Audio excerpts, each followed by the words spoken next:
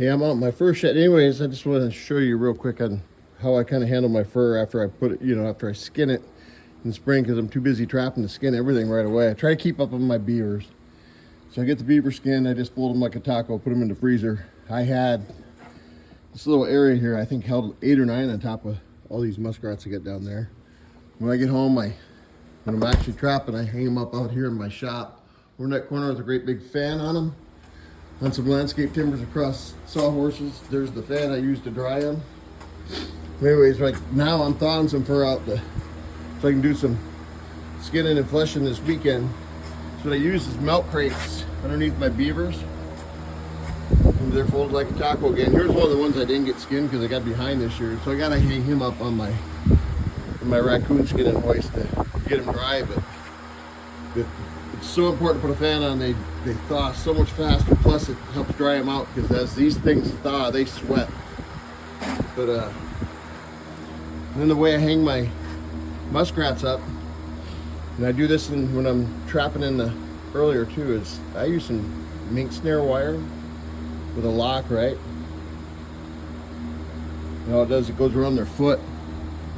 And I use the same thing across landscape timbers when I'm actually trapping to get them dry in that big fan. But all I use for fans is a couple of these. These came from Walmart, or not Walmart. I think they actually came from Menards. They were pretty good. But it takes about 24 hours to thaw a beaver hide. It takes about 3 days to thaw a frozen beaver. Then kind of serves 2 roles. I got a beaver over here on a board drying. Now, I like to keep fans on in my fur shop because, like, if you look here, I got beavers drying right now on the boards, and I think it's really important to always date when they go on there. So I just use a piece of duct tape, masking tape work. I just put the month and day, kind of keep track of them that way. Same here. Any scrap plywood I ever have, it usually turns into a beaver board. I got a pretty good sized beaver this year. I mean, that's a big one there. You can take it up. He's out in that blanket range. And then after I take them off the board, this is the freezer, this smaller freezer over here I use for my fish when I'm raccoon trapping and mink trapping. So I just lay the beaver across there, because I'm gonna go sell these here before too long. But these things really furred out nice if you look.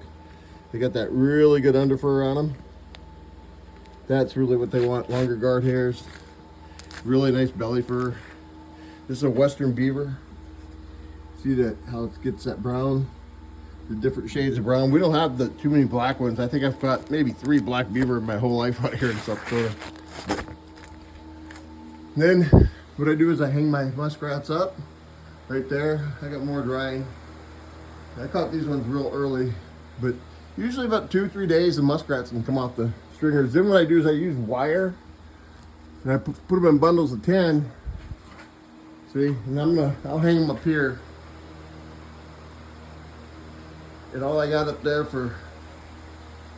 it's just a piece of bamboo, honestly, that my wife had left over from a flower pot.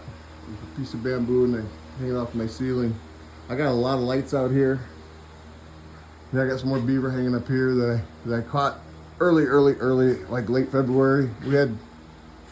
I caught these. There was a couple open spots by a couple culverts, so I caught these actually on caster mount sets before the ice even really technically went off. It's hard trapping because it's hard to bed them. It's hard to bait the caster mound, but I managed. But anyways, this is what I got. And I also got fans all over in here, up in the ceilings too. You can buy them at Menards for about 25 bucks. Helps circulate everything. I got a fan up here, helps circulate everything. Yeah, this is the first shop I put together a couple of years ago. I love this fur shed. It's not real big. It'd been nice to have a little bit bigger, but problem I have, I'm inside my pole barn and gotta have room for these guys. We mow about 3 acres, so we got 2 mowers. I keep a lot of them, like the traps I use a lot, they're over there by the doors. I always put my beaver traps away right here. And I got all kinds of freezers back here. I got 3 of them here. When my dad passed away, my dad was an avid trapper, man. He's kind of a canine legend in this area.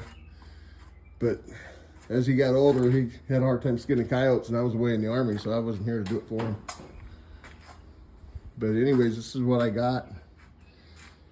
I got these, bought a bunch of Duke 550s, probably broke down, and going with these type of traps this year in some areas, you know, where I got a couple outfitters that I trap on, and they got a lot of dogs out there. So, but I bought this Sleepy Creek number 4.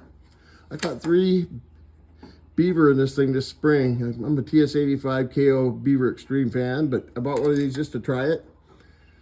3 beaver had come to it, all 3 got caught.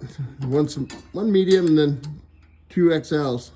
So it's been pretty good. And those aren't real expensive, really well built trap. Here's some of my beaver boards again.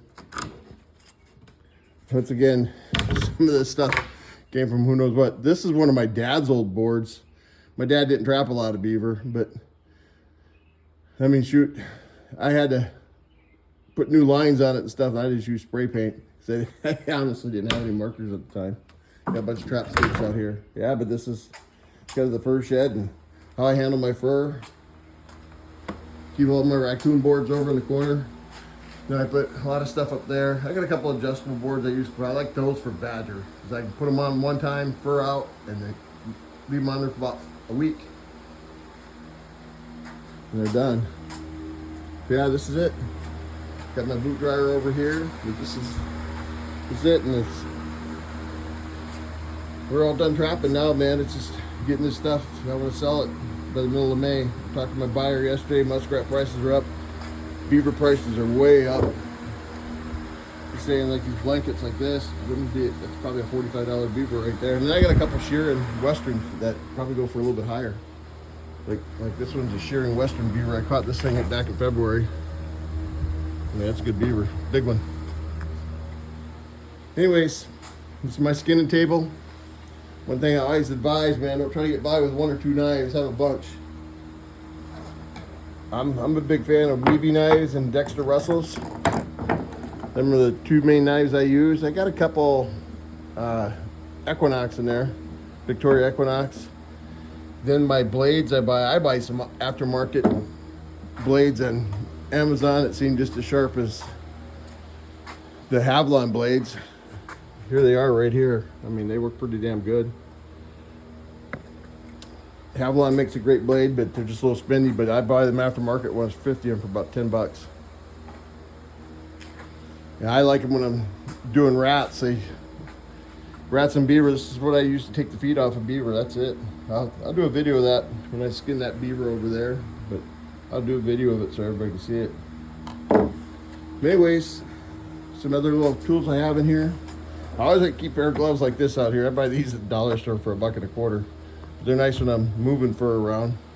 Keep a pair of needle nose pliers for when I'm putting beaver on boards.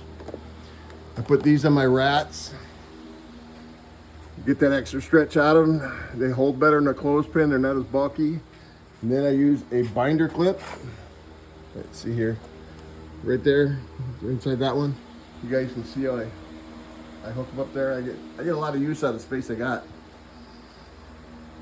And you know, of course, you gotta have a TV in your fur shed. But keep my guns out here. Yeah, this is my home away from home. My home away from home. Keep a little beer out here for when people stop by. Of course, I'm a Husker fan. Go Big Red. Keep a little whiskey in there for when the guys stop. A lot of pictures. Yeah, but that's it. Anyways, like, share, and subscribe. Go Falcon Outdoors and stay airborne.